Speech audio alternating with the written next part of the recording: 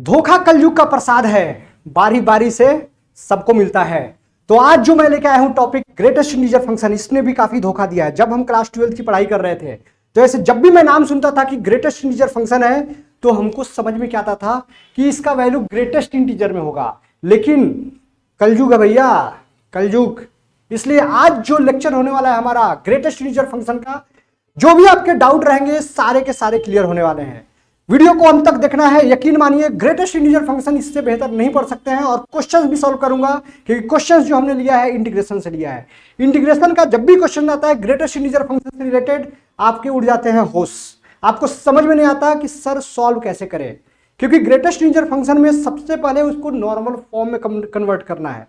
तो जब भी हम ऐसे क्वेश्चंस आएंगे, जैसे सपोज करो हम लोग सबसे पहले क्वेश्चन सॉल्व करने से पहले हमारा जो टारगेट है कि ग्रेटेस्ट इंटीजर फंक्शन के बारे में समझना है। तो ग्रेटेस्ट इंटीजर फंक्शन क्या होता है? Greatest integer function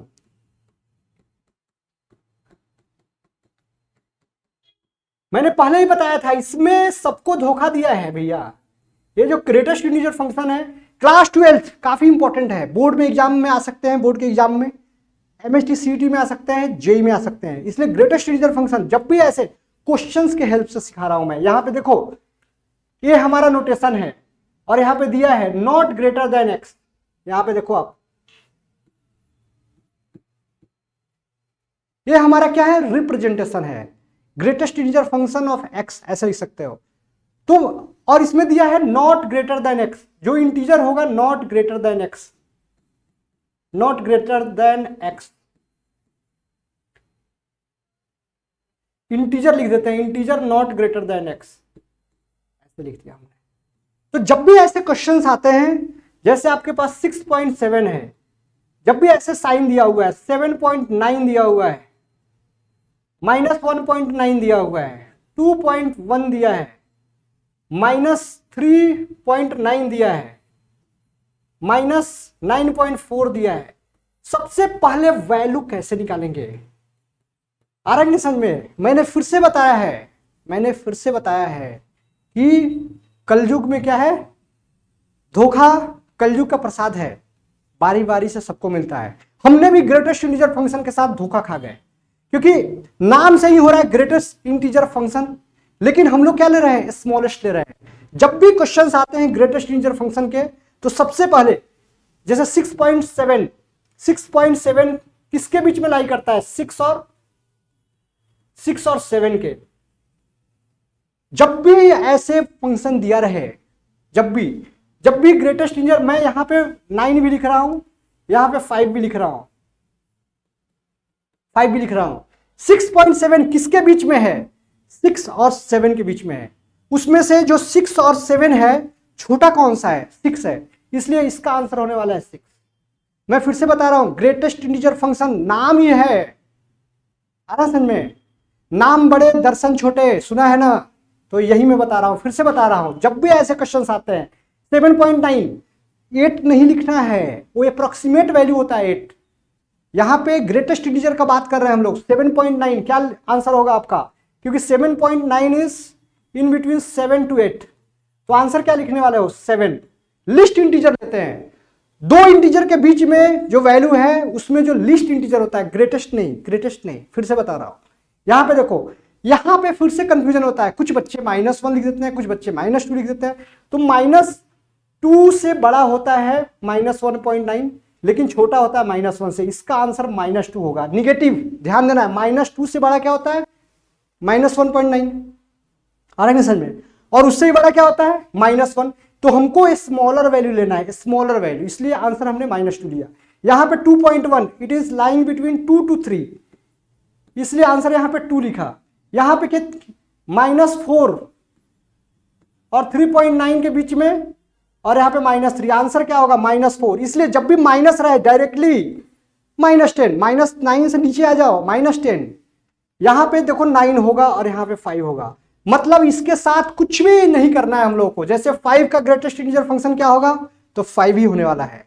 greatest integer function याद रखना है कि नाम ही इसका ग्रेटेस्ट इंटीजर है, लेकिन जब भी कोई ग्रेटेस्ट इंटीजर फंक्शन निकालना है, जैसे 5.6 निकालना है, तो मुझे सबसे पहले देखना होगा कि कौन से ऐसे नियरेस्ट इंटीजर के बीच में है। तो 5.6 के बाद इंटीजर क्या आता था, अगर 5 के बाद जैसे डेसिमल अगर हटाते हैं उसके बाद कोई इंटीजर लिखते हैं तो 6 आता है, और 5, मतलब दो जो इंटीजर है 5 और 6 उसी के बीच में आ रहा है 5.6।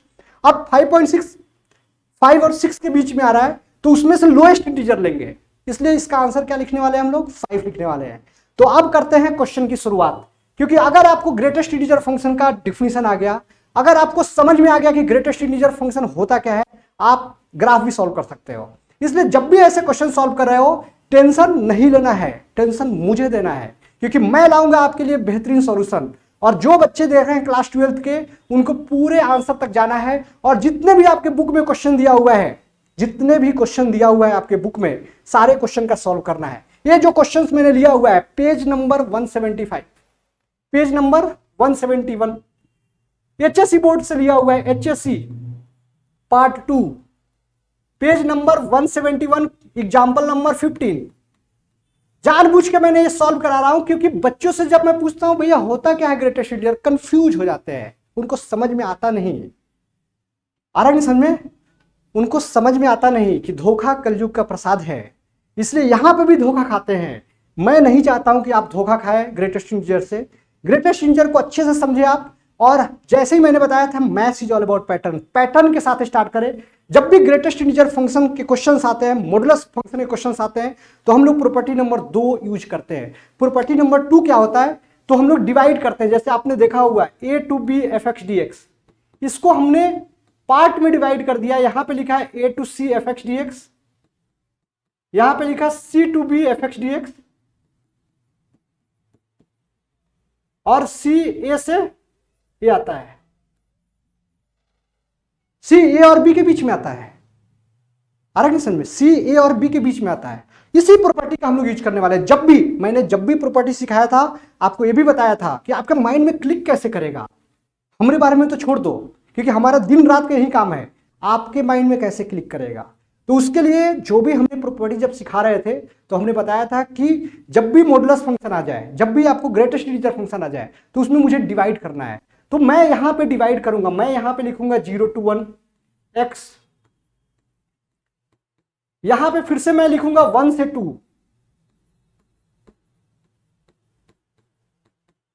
फिर से लिखूंगा 2 to 3,